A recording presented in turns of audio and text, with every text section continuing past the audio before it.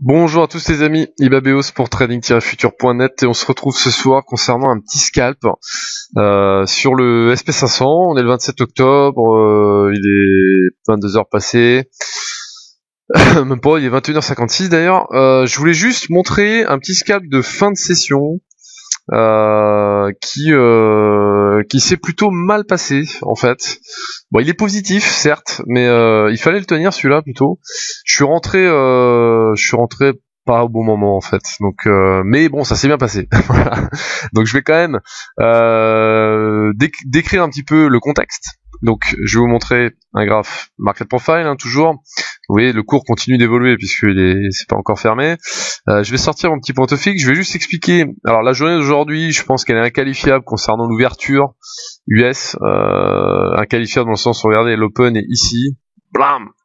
On a descendu de manière assez surprenante. Petit point quand même. Juste regardez. La clôture VWAP d'hier, elle est ici et on a répondu direct au tick près. On a recorrigé derrière de quasiment, je crois, 2,5 points. Donc ça représente une dizaine de ticks, c'est plutôt pas mal. Et ensuite, il y avait le POC vierge ici. D'accord, on l'a défoncé, littéralement. Et on a été chercher une zone que je m'étais tracée. Donc moi je m'étais tracé cette première zone, en bleu ici, entre VWAP et POC. Et je m'étais tracé une deuxième zone entre la queue d'achat ici et le début de la value à basse ici. Et vous voyez que dès le début de journée, on a répondu de manière complètement nickel, on va dire, à cet endroit-là. D'accord. Il était 16h30 quand on a clôturé cette bougie. Et après on est remonté. Donc du coup, on a été revisiter le niveau de tout à l'heure ici à peu près. Et on est redescendu. Moi, j'ai scalpé un petit peu au milieu de tout ça en début de session. Mais ce soir, on retournait en fait sur cette bougie-là précisément, d'accord, celle-ci entre 21h et 21h30. On retournait sur les plus bas de la session en fait, tout simplement. Là, ça se trouve, on est même en train d'en faire d'autres, non même pas. On retournait sur ces plus bas-là, au niveau de cette zone-là, d'accord. Et c'était assez intéressant. On peut remarquer quand même qu'au sein de cette montée, on avait une grande mèche ici. On a eu plusieurs mèches ici, donc on avait une main ici identifiée. D'accord. Si on parle qu'au niveau graphique, on avait cette main là, au-delà du market profile, etc. On avait quand même au sein de la journée une belle zone ici de réjection, d'accord, qui a marché pendant un petit moment quand même. Plus cette mèche ici, évidemment, de rejet potentiel. Il s'est pas passé grand chose ici, d'accord. Il y avait beaucoup d'activité dans le footprint, mais voilà. Et au niveau d'un graphique en cluster search, d'accord. Donc je parle évidemment la datas. Je vais vous montrer un graphique en cluster où j'avais identifié moi une zone. D'ailleurs, on y est encore grâce au big trade où on était. Donc on est en bas ici, ok. On avait une zone et notamment celle qui est tracée en bleu ici. Et d'ailleurs, on est en train de faire un cluster d'achat à ce niveau-là, pas encore validé. Je me suis tracé une zone pour englober. Alors je vais essayer de prendre. Il veut pas prendre mon point fixe. Ah, je sais pourquoi.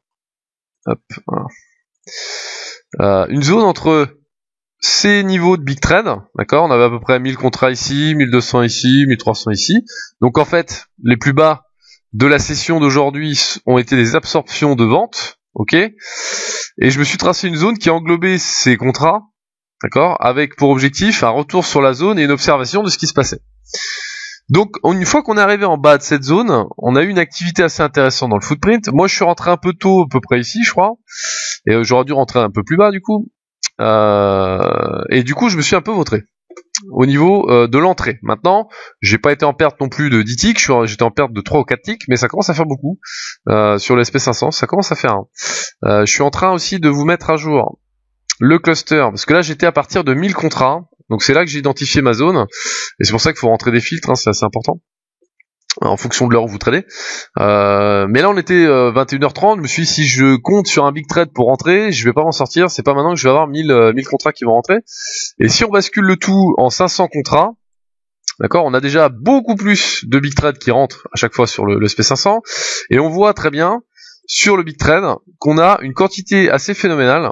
Finalement, c'était à ce moment-là, de ventes qui rentrent, d'achats en bas, et on était en train de faire des gros achats à ce niveau-là.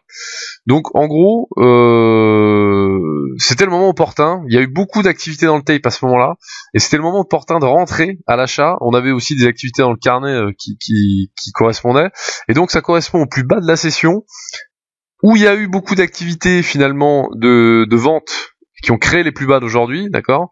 Généralement les plus bas, les plus hauts sont créés par les activités du flow, et arrivé dessus, alors là on est en train de péter à la clôture, c'est normal, pas de panique, hein. C'est tout à fait logique, on passe du gros volume à la clôture, il n'y a pas de souci là-dessus. On a des closes en ce moment qui sont plutôt calmes, hein. C'était calme là, on a rangé 3-4 ticks là, c'est pas terrible. Et on a d'ailleurs une belle activité encore, même après 22h, ça bouge beaucoup. Mais c'est plus le moment de rentrer, évidemment. Donc voilà au niveau de la dynamique finalement, de ce que j'observais finalement à ce moment-là. Et je vais lancer maintenant la vidéo, où on va voir mon carnet, mon footprint et le Smart Tape d'Atas. Donc on va enlever tout ça, voilà, et voilà ce que j'avais moi sous les yeux à ce moment-là, en plus de ce que je vous ai montré. On va lancer la vidéo, il est, vous voyez, 21h16 sur la vidéo, et je vais avancer un petit peu, et je prends position, du coup, on va voir à quel moment, voilà. Donc là je suis rentré en position, je vais reculer un peu, regardez le footprint, on est quasiment sur les plus bas, quasiment, hein. Ah non, je suis déjà rentré là. Donc, je vais reculer un peu. Voilà. Je rentre sur cette imbalance. Voilà, c'est ça. Je rentre sur cette imbalance haussière. On n'est pas sur les plus bas. On n'y est pas encore. Vous voyez, il y a une imbalance haussière, certes, elle est un peu tôt. Donc en fait, je suis rentré tôt. Je suis rentré sur ce signal. J'aurais dû attendre. Donc là, je suis rentré en position à 2127,50 sur cette imbalance. Donc vous voyez, les plus bas, on arrive, on regarde le flow, on regarde ce qui est rentré. On a 500 contrats ici, on le voit dans le Smart Tape qui sont rentrés. On en a 500 juste avant, 2127,75 ici qui sont rentrés. Bon, ça commence à faire 2127,75, 2127,50, qui ont pour effet en plus, on le voit, de créer des upticks finalement après ces prises de contrat.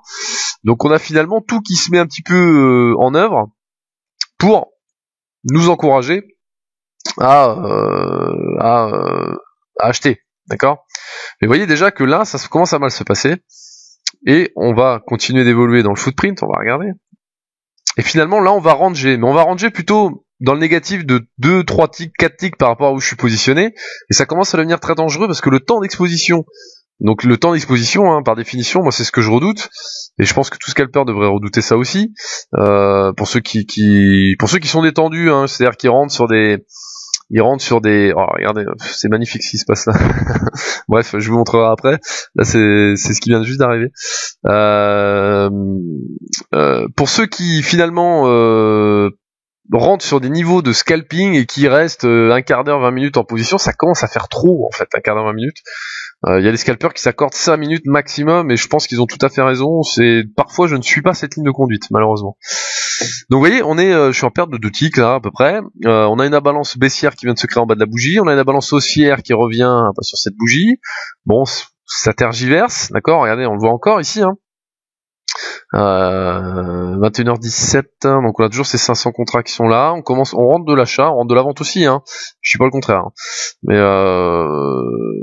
bon, au niveau des imbalances, voilà, il y a un peu de tout, d'accord. Donc là, je commence à me dire, ouais, ok, on a moyen de se faire dégommer, littéralement. Et je suis rentré trop tôt. Donc j'ai mon stop placé à 2126,75, d'accord, un petit peu en dessous des plus bas, un tick en dessous des plus bas. Non, 2125,75, pardon, donc 3-4 ticks en dessous des plus bas, il est un peu large d'ailleurs. Voilà. Et là, on voit très bien sur le footprint que on commence à faire des imbalances au sein d'époque des bougies, d'accord, des imbalances haussières donc plutôt bon signe finalement, au même niveau en plus. Donc ici on a une main qui est là, bon c'est rassurant, d'accord, surtout que je suis à un tick de gain. Et c'est très intéressant finalement, la main ici elle observait le plus bas de la journée, et c'est là que c'est là qu'on peut intervenir. Alors est-ce que dans le carnet, dans le footprint, il y a des opportunités? Vous voyez, on a encore 529 contrats qui viennent de rentrer ici à l'achat. Rien de trop significatif à la vente, hein, à part un 487 ici, mais là regardez, le 529 a eu pour effet de décaler le prix. C'est ça le plus important finalement. C'est d'avoir un ordre d'achat qui fait upticker le prix, ou un ordre de vente qui fait downticker le prix. C'est une indication supplémentaire. Plutôt qu'un ordre qui fait rien. On a des ordres de vente comme le petit trait ici. Non, c'est un moins, ça je crois. On a une indication qui fait que effectivement ça ne décale pas le prix. Donc vous voyez là, voilà, c'est parti. Donc vous voyez en fait, si on revient un petit peu en arrière, voilà, ici par exemple, on le voit très bien que, alors je suis rentré ici, d'accord. Au niveau du POC, on a absorbé des achats. D'accord, des ventes, pardon, et que juste derrière, on passe des contrats d'achat en créant des imbalances à 400%, au-dessus de 400%, avec du coup le POC de la bougie. Donc on a que des bougies certes que de 3 ou 4 ticks, ou 5 ticks pour celle-ci, mais on crée des imbalances haussières au sein du POC de la bougie, donc c'est très bon signe. C'est très très bon signe. Et donc ça a pour effet effectivement de ramener le marché vers le haut, évidemment. Et du coup, je vais fermer, je crois, 4 ticks de gain, ou 5 ticks de gain, je crois que c'est $100 de gain, du coup. 125, pardon, donc ça fait 5 ticks, je crois. Une imbalance baissière qui se forme en haut de la bougie, c'est pas bon signe, d'accord, mais en même temps, je prends pas le signal, parce que c'est pas du tout la dynamique que je recherche, on est vraiment sur une dynamique d'achat, d'accord. Et voilà, et là je commence à vouloir fermer, parce qu'on retourne sur un niveau de volume profile qui est assez important, voilà, donc je suis ici, ok, très bien, on donne tick, et voilà, j'ai fermé ma position. Et je vais remonter mon stop, voilà, 4 ticks, et j'ai fermé. Donc ça s'est plutôt bien passé, et au niveau de la zone identifiée au sein du cluster search, d'accord, et ben c'est simple, en fait, la zone que j'avais identifiée, moi je voulais qu'on la range, cette zone, et c'est ce qu'on a fait, hein, regardez. C'est exactement ce qu'on a fait. On est rentré à 2127,75, voilà, à peu près ici. On est monté, on a touché le haut de cette zone, vous voyez, au tick près, hein, je veux dire, c'est pas n'importe quoi, hein, quand même. Hein. On se trace une zone par rapport au flow, et on est, quoique, non, c'est à 500, ça, pardon. Par rapport au flow, et au tick près, on y répond. Quand je suis en train de dire, c'est magnifique ce qui est en train de se passer, pendant que je faisais la vidéo, c'est que je viens d'observer sur mon graph market profile qu'à la clôture, alors c'est après 22h15, hein, mais ça montre encore une fois toute l'efficacité du market profile. Alors regardez, pendant la close, on a été touché le plus bas de ma zone qui correspond à la queue d'achat. On a répondu à un tick près, je crois, si on zoome un peu. Ouais, voilà, un tick près, et encore, je pense que si c'est ça, ouais, c'est ça, un tick près, on a remonté, et on a déjà remonté quasiment 2 points, ce qui nous fait 8 ticks. Donc bien sûr, entre 22h et 22h15, c'est pas possible. Mais voilà, on est voilà. Et donc aussi une dernière information, ma petite zone qu'on était en train de toucher tout à l'heure, c'est sur cette bougie là, d'accord. Donc moi j'ai pris la remontée qu'il y a eu ici, ok. Et ce qu'on a fait, c'est qu'on a touché un plus bas d'inventaire au même moment. Donc c'est en plus de finalement se dire ouais mais la zone, alors après évidemment vous entendrez des traders qui ont tout à fait raison de dire quand vous avez une zone comme ça que vous tracez, alors là en l'occurrence la zone c'est quoi, en haut ici il y a une zone de value area basse vierge, en bas ici à partir de là il y a une zone de queue d'achat vierge, ok, mais on a testé certes une première fois la zone, donc finalement si on revient dessus, on peut se fixer comme interdiction de prendre un trade ici. Parce qu'on a déjà testé la zone, elle a déjà eu effet, donc maintenant, on prend en compte que la queue d'achat. C'est une très très bonne stratégie. Le niveau, il est testé une fois. Si on y revient, on ne reprend pas le trade, ou on peut le reprendre, mais maintenant, c'est plus risqué. Il y a plus de risques, finalement. C'est pour ça que, en fonction de l'aversion au risque que l'on a, on peut ajuster sa façon de trader par rapport à ça. Et donc, moi, effectivement, au départ, c'est quand même une interdiction que je me donne, mais, au moment où on revenait dessus, on testait un plus bas d'inventaire. Donc forcément, pour moi, c'est un setup d'achat. Si le footprint le dit, et le footprint le disait, je suis rentré un peu tôt, certes, mais voilà, entre 2-3 ticks de gain, 4-5 ticks, 2-3 ticks de perte, jusqu'à 4-5 ticks de gain. Bon, c'était un trade un petit peu risqué, certes, où je suis un petit peu mal rentré, certes, mais vous voyez, quand même, je dirais que ça marche pas forcément comme ça à chaque fois, mais il y a des éléments précis.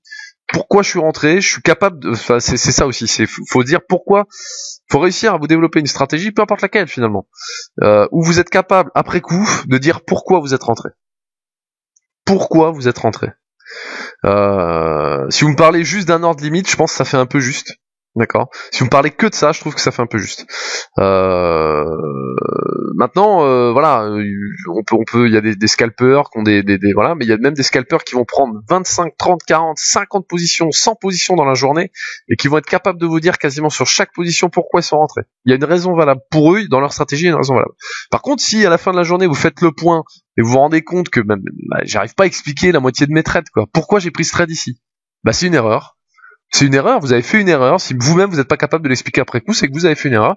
Et ce sont des choses qu'il faut donc finalement boycotter. Ces erreurs-là, faut plus les refaire. Et c'est comme ça que finalement, moi personnellement, c'est comme ça que j'ai travaillé. C'est comme ça que j'ai réussi à avancer et à me déterminer des setups dans certaines conditions que je prends pas, etc., etc. Voilà, tout simplement. Juste petit. Regardez quand même mon bas de zone market profile. Regardez toutes les ventes qui sont absorbées. C'est quand même assez joli. Voilà les amis, moi j'ai pas d'autre chose à vous dire ce soir. J'espère que vous avez apprécié la vidéo. Et en tout cas, je vous dis à très très bientôt sur la chaîne tradingfuture.net. Il y a des petites nouvelles qui vont arriver. N'hésitez pas à rester, abonnez-vous, restez connectés, inscrivez-vous sur le forum. Et je vous dis à très bientôt les amis. Ciao ciao.